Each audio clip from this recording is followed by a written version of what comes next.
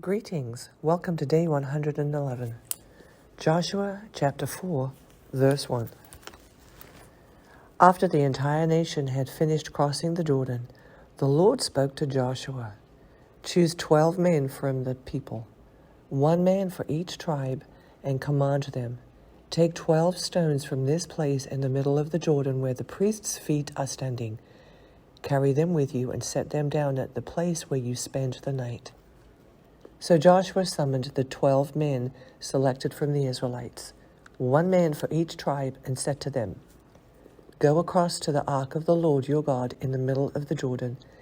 Each of you lift a stone onto his shoulder, 1 for each of the Israelite tribes, so that this will be a sign among you. In the future, when your children ask you, What do these stones mean to you? You should tell them, The waters of the Jordan were cut off in front of the ark of the Lord's covenant. When it crossed the Jordan's waters were cut off. Therefore, these stones will always be a memorial for the Israelites. The Israelites did just as Joshua had commanded them. The 12 men took stones from the middle of the Jordan, 1 for each of the Israelite tribes, just as the Lord had told Joshua. They carried them to the camp and set them down there.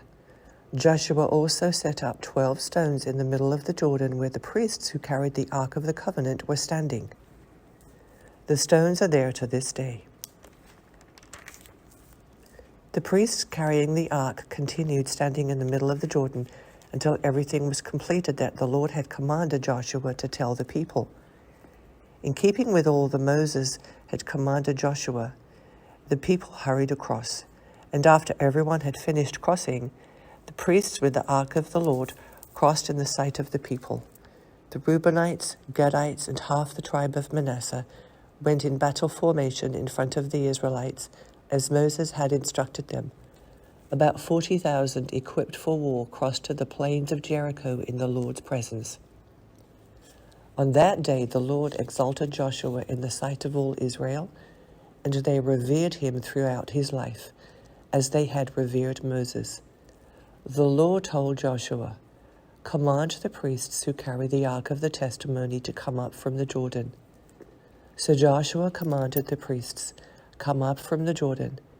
When the priests carrying the ark of the Lord's covenant came up from the middle of the Jordan, and their feet stepped out on solid ground, the waters of the Jordan resumed their course, flowing all over the banks as before.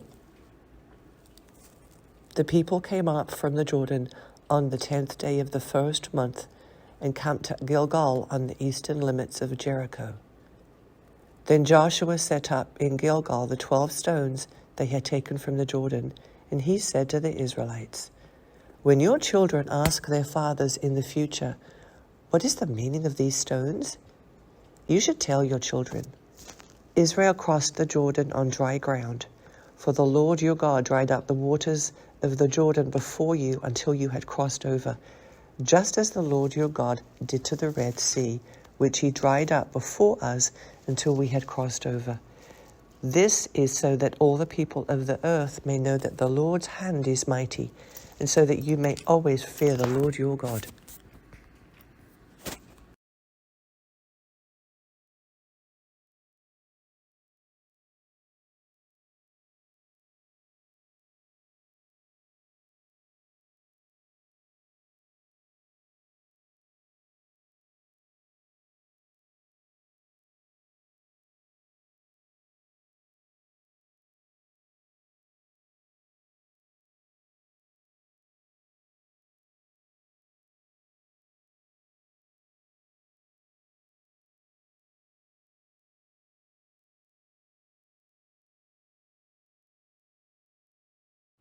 Day 111, Joshua chapter 5.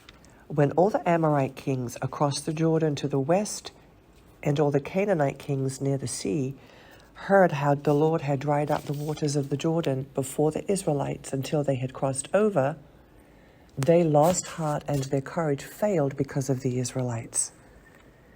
At that time the Lord said to Joshua, Make flint knives and circumcise the Israelite men again.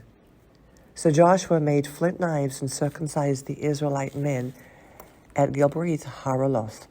This is the reason Joshua circumcised them. All the people who came out of Egypt who were males, all the men of war, had died in the wilderness along the way after they had come out of Egypt. Though all the people who came out were circumcised, none of the people born in the wilderness along the way were circumcised after they had come out of Egypt. For the Israelites wandered in the wilderness 40 years until all the nation's men of war who came out of Egypt had died off because they did not obey the Lord. So the Lord vowed never to let them see the land he had sworn to give their fathers to give us, a land flowing with milk and honey. Joshua raised up their sons in their place. It was these he circumcised. They were still uncircumcised, since they had not been circumcised along the way. After the entire nation had been circumcised, they stayed where they were in the camp until they recovered.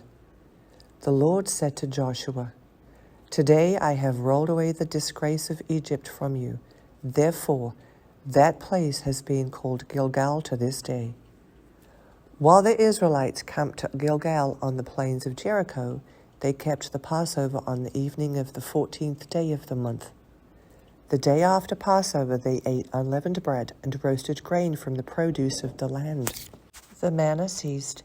Since there was no more manna for the Israelites, they ate from the crops of the land of Canaan that year. When Joshua was near Jericho, he looked up and saw a man standing in front of him with a drawn sword in his hand. Joshua approached him and asked, "Are you for us or for our enemies?" "Neither," he replied. "I have now come as commander of the Lord's army." Then Joshua bowed with his face to the ground in worship and asked him, "What does my Lord want to say to his servant?" The commander of the Lord's army said to Joshua, "Remove the sandals from your feet, for the place where you are standing is holy." And Joshua did so.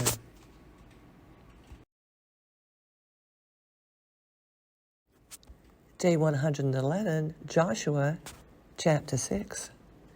Now Jericho was strongly fortified because of the Israelites, no one entering or leaving. The Lord said to Joshua, "Look, I have handed Jericho, its king, and its fighting men over to you. March around the city with all the men of war, circling the city one time. Do this for 6 days. Have 7 priests carry 7 ram horn trumpets in front of the ark. But on the 7th day, march around the city 7 times, while the priests blow the trumpets. When there is a prolonged blast of the horn and you hear its sound, have all the people give a mighty shout. Then the city wall will collapse, and the people will advance, each man straight ahead." So Joshua, son of Nun, summoned the priests and said to them, "Take up the Ark of the Covenant and have 7 priests carry 7 trumpets in front of the Ark of the Lord." He said to the people, "Move forward, march around the city, and have the armed troops go ahead of the Ark of the Lord." After Joshua had spoken to the people, 7 priests carrying 7 trumpets before the Lord moved forward and blew the trumpets. The Ark of the Lord's covenant followed them. While the trumpets were blowing, the armed troops went in front of the priests who blew the trumpets, and the rear guard were behind the ark. But Joshua had commanded the people, "Do not shout or let your voice be heard. Don't let one word come out of your mouth until the time I say, 'Shout.' Then you are to shout." So the ark of the Lord was carried around the city, circling it once. They returned to the camp and spent the night there. Joshua got up early the next morning. The priests took the ark of the Lord, and the 7 priests carrying 7 trumpets marched in front of the ark of the Lord.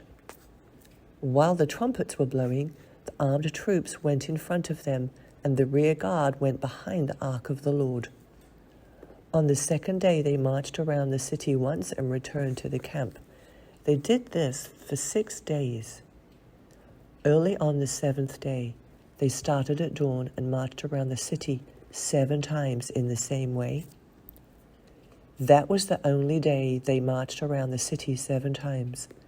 After the 7th time, the priests blew the trumpets, and Joshua said to the people, "Shout, for the Lord has given you the city, but the city and everything in it are set apart to the Lord for destruction. Only Rahab the prostitute and everyone with her in the house will live, because she hid the men we sent. But keep yourselves from the things set apart, or you will be set apart for destruction. If you take any of those things, you will set apart the camp of Israel for destruction and bring disaster on it. For all the silver and gold and the articles of bronze and iron are dedicated to the Lord and must go to the Lord's treasury." So the people shouted, and the trumpets sounded. When they heard the blast of the trumpet, the people gave a great shout, and the wall collapsed. The people advanced into the city, each man straight ahead, and they captured the city. They completely destroyed everything in the city with the sword, every man and woman, both young and old, and every ox, sheep, and donkey. Joshua said to the 2 men who had scouted the land, "Go to the prostitute's house and bring the woman out of there and all who are with her, just as you promised her." So the young men who had scouted went in and brought out Rahab and her father, mother, and brothers, and all who belonged to her. They brought her out, her whole family, and settled them outside the camp of Israel. They burned up the city and everything in it, but they put the silver and gold and the articles of bronze and iron into the treasury of the Lord's house. But Joshua spared Rahab the prostitute, her father's household, and all who belonged to her, because she hid the men Joshua had sent to spy on Jericho, and she lives in Israel to this day. At that time, Joshua imposed this curse: "Cursed before the Lord is the man who undertakes the rebuilding of this city Jericho. He will lay its foundation at the cost of his firstborn. He will set up its gates at the cost of his youngest." And the Lord was with Joshua, and his fame spread throughout the land.